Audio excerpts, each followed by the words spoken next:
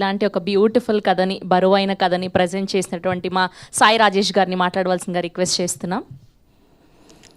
Yeah, Dheeraj SK తక్కువ మాట్లాడంటే నేను ఎక్కువ మాట్లాడదాం అనుకున్నా ఈరోజు. థ్యాంక్స్ చెప్పే అవకాశం, బట్ ఇద్దరు తినేశారు టైము.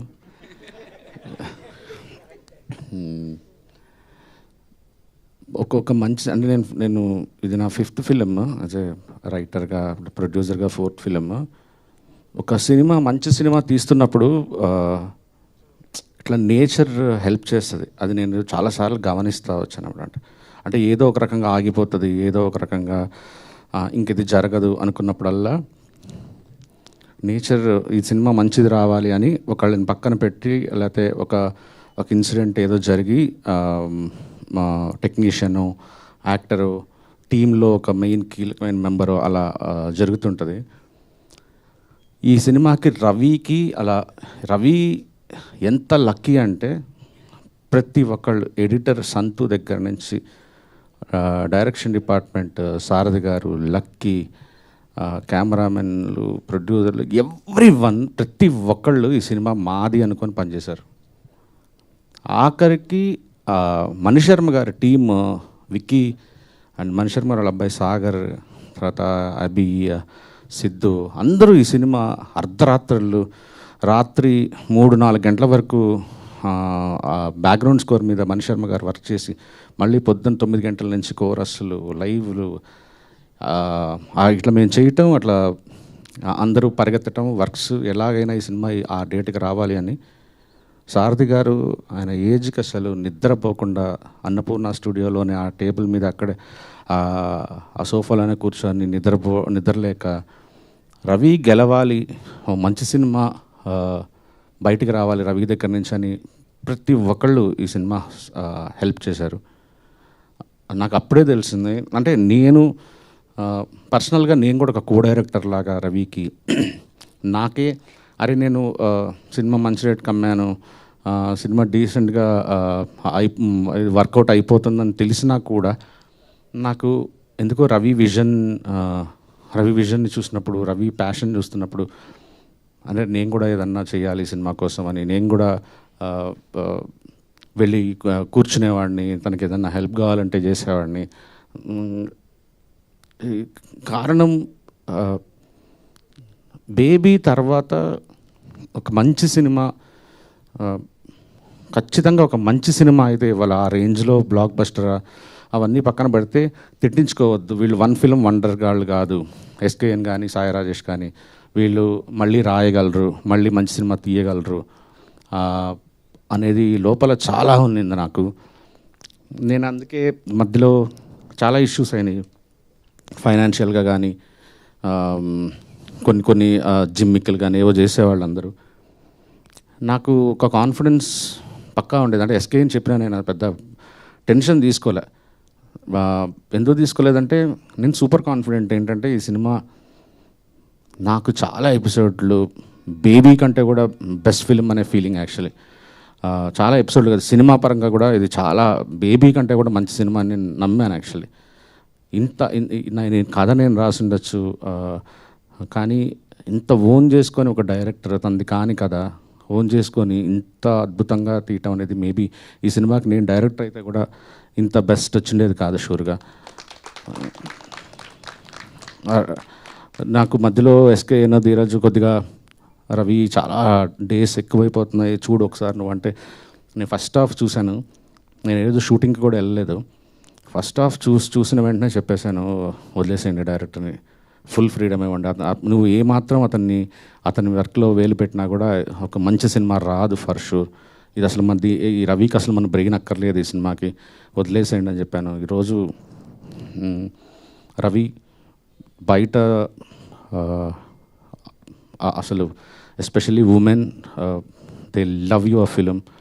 అండ్ నేను నీ సెన్సిబిలిటీస్కి నువ్వు చాలా పెద్ద డైరెక్టర్ అవుతావు రవి, నో డౌట్. ఎస్కేఎన్తో మళ్ళీ చేస్తావా లేదా అది నీ పర్సనల్ విషయం. నాకు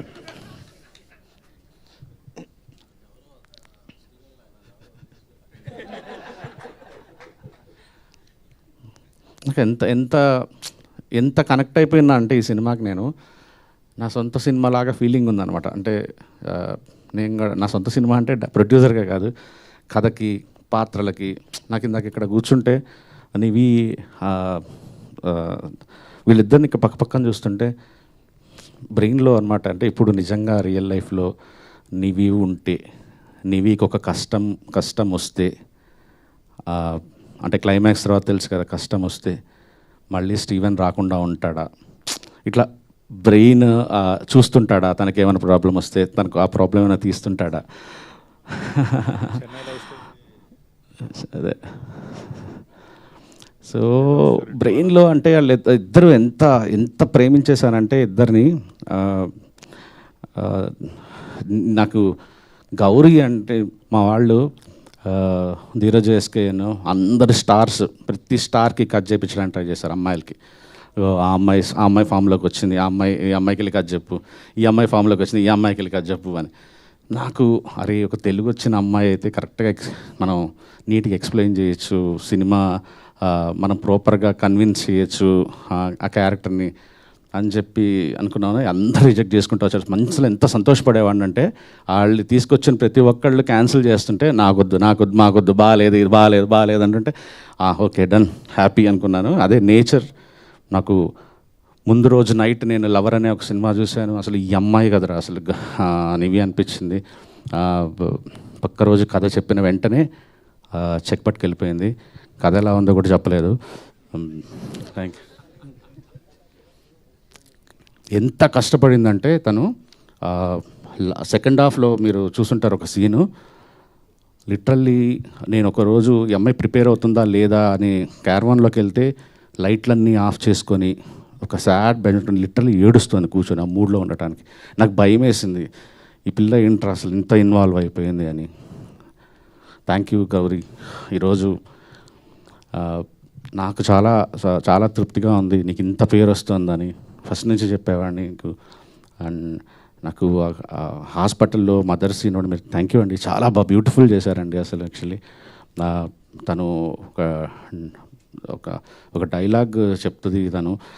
నేను ఎడిటింగ్లో ఎన్నిసార్లు రిపీట్, నాకు ఇప్పటికి కూడా ఆ ఒక షార్ట్ గురించి మళ్ళీ చూడాలనిపిస్తుంటుంది. మా డిఓపి గారు ఫెంటాస్టిక్గా తీశాడు. సినిమాకి ఏం కావాలో అసలు కొన్ని సీన్లు చూస్తుంటే అట్లాగా చెక్కినట్టుగా ఒక క్లాసిక్ తీసినట్టుగా విజువల్స్ ఇచ్చారు. Thank you sir. And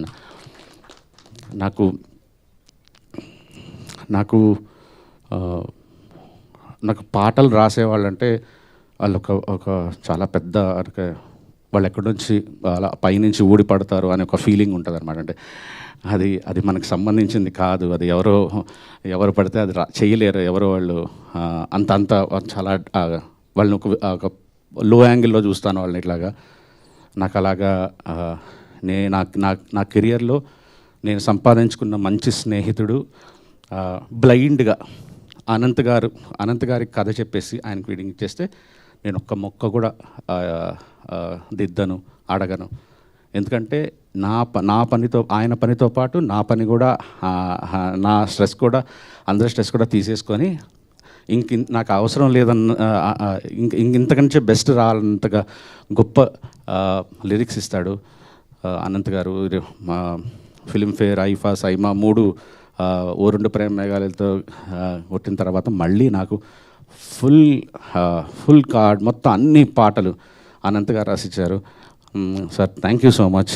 and last cinema మొత్తం చూసి చిరునవ్వుతో అనే పాట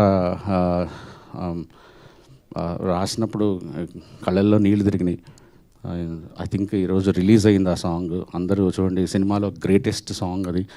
ఎంత మంచి లిరిక్స్ చెప్పలేను నేను. And thank you sir, thank you. ఈసారి కూడా అన్ని అవార్డులు గెలవాలని కోరుకుంటున్నాను. దేవి నా అన్ని ఫిలిమ్స్కి తనే costume designer. Good job Devi. And మమ్మల్ని భరించిన మా విశాల గారు, అందరికంటే మొత్తం టీం అందరూ ఎస్కేని భరించాలి. పాపం నన్ను నా టెంపర్ని భరించే ఫస్ట్ వ్యక్తి తను.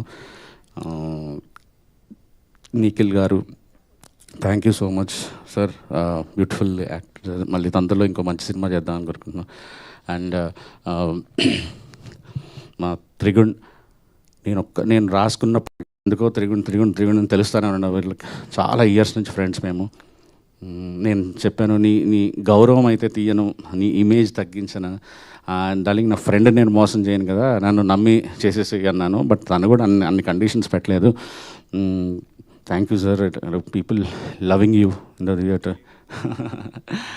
అండ్ ఈ సినిమాకి నేను ఎస్కేఎన్ ప్రొడ్యూసర్లు అనుకుంటాం, కానీ Dheeraj is the real producer. నిజంగా అంటే ఊరినే ఏం పని చేయించుకోలేదు, ఆయన కూడా షేర్ ఉంది సినిమాలో. ఎందుకంటే ఈరోజు నేను ఎస్కేఎన్ అసలు అట్లా ఏం జరుగుతుందో కూడా మాకు తెలియదు. ఎవ్రీథింగ్ డీల్ చేశాడు ధీరజ్. చాలా కష్టం సాయి రాజేష్ ఎస్కేఎన్ని భరించడం అనేది, ఎస్పెషల్లీ రిలీజ్ టైంలో. ధీరజ్ నిజంగా ఎస్కేఎన్తో పాటు నేను చెప్తున్నాను, ధీరజ్ని సంపాదించుకోవడం నా అదృష్టం. ఒక ఫ్రెండ్ని. ధీరజ్ నా ప్రతి ప్రాజెక్ట్లో ఉండాలని మనస్ఫూర్తిగా నేనే కోరుకుంటాను, ధీరజ్ కోరుకోనక్కర్లేదు. ఎందుకంటే నా నా నా నా పెయిన్ని, నా బాధ, నా స్ట్రెస్, ఎవ్రీథింగ్ ధీరజ్ తీరుస్తాడని నమ్మకం నాకుంది. అండ్ మా ఎస్కేఎన్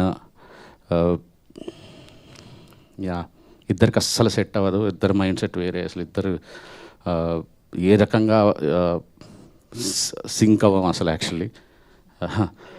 అలాంటిది ఇన్ని సంవత్సరాల నుంచి ట్రావెల్ అవుతున్నాము. రీజన్ ఒక్కటే, పిచ్చి సినిమా అంటే ఎస్కేఎన్కి. ఏదో డబ్బులు వస్తున్నాయి లోపల వేసుకుందామని ఉండదు. ఒక ₹1 వస్తే దాంట్లో అంటే మన శ్రవంతి గారి డ్రెస్సులాగా ఆవిడ తీసుకునే పేమెంట్ కంటే ఆవిడ కాస్ట్యూమ్స్ ఖర్చు ఎక్కువ ఉంటుంది. అలాగా మా ఎస్కేఎన్ డబ్బులు వస్తే సినిమా మీద ఎంత వస్తే అంత సినిమా మీద పెట్టేస్తాడు. తర్వాత అంటే ఫస్ట్ ముందు హిట్ కావాలి, ముందు బ్లాక్ బస్టర్ కావాలి. నాకు కానీ ఎస్కేఎన్కి అది ఒక్క కామన్ థింగ్ అదే ఉంటుంది. ఏంటంటే హిట్ కొట్టాలి. ఇది ఒక్కటే లోపల ఇద్దరిని నడిపిస్తుంటుంది. అందుకే మేము ఇద్దరు ఇంత ట్రావెల్ చేస్తున్నాం. ఇంకా ఈ జర్నీ ఇలానే ప్రశాంతంగా ఉండదు తెలుసు. మంచిగా సక్సెస్ఫుల్గా కొనసాగాలని కోరుకుంటున్నాను. Thank you. అండ్ ఎవరిని కిరణ్ గారు, నేను ఈ సినిమాకి చాలా బుర్ర పెట్టలేదు పబ్లిసిటీ విషయంలో. First time. యూజువల్లీ నేను అన్నింటిలో పబ్లిసిటీలో వేలు పెడుతుంటా. ఈ సినిమాకి నేను ఏది ఆలోచించలేదు. జస్ట్ నా పని ఏవో వర్క్ చేయించుకోవడం తప్ప. కారణం మీరే. ఎందుకంటే ఈ సినిమాని మీరు ఎంత ప్రేమించారంటే, మీరు ఒక ప్రొడ్యూసర్ అయ్యారు, మీరు ఒక డైరెక్టర్ అయ్యారు, మీరు ఈ సినిమా కొట్టాలని మీరే కష్టపడ్డారు. ఎవ్రీథింగ్. నిజం చెప్పాలంటే మేము తిరుపతికి వెళ్ళినప్పుడు కానీ, తర్వాత ఎక్కడికి వెళ్ళినా ఆయన ఈ సినిమా నాది అనుకున్నారు.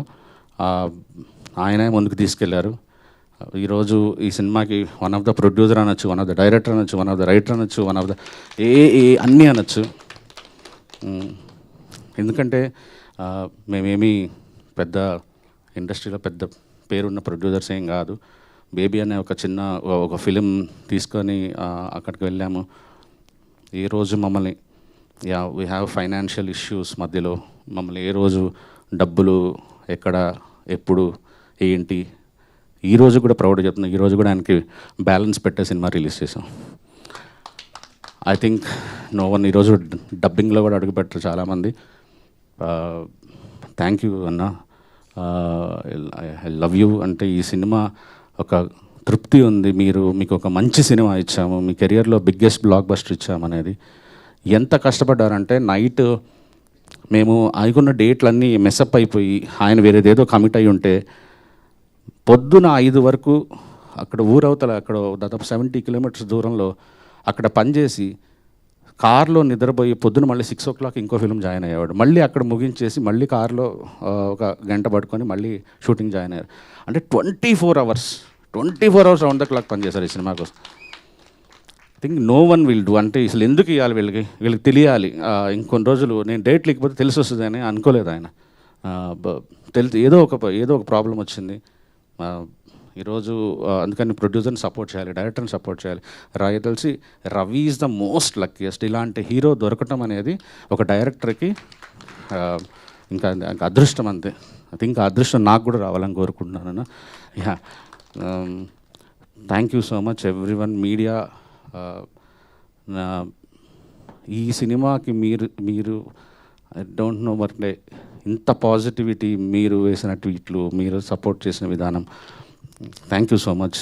ఎందుకంటే అది బికాస్ ఎస్కేఎన్ వల్ల అవ్వచ్చు, తన మీ ఫ్యామిలీలో ఒక మెంబర్ కాబట్టి, ఆర్ఎల్స్ ఏమో మీరు ఈ సినిమాని ఇంత ఓన్ చేసుకొని సపోర్ట్ చేశారు. Love you everyone. Thank you so much. Thank you Rajesh garu, thank you so much. Yes, and ఇప్పుడు స్టీవ్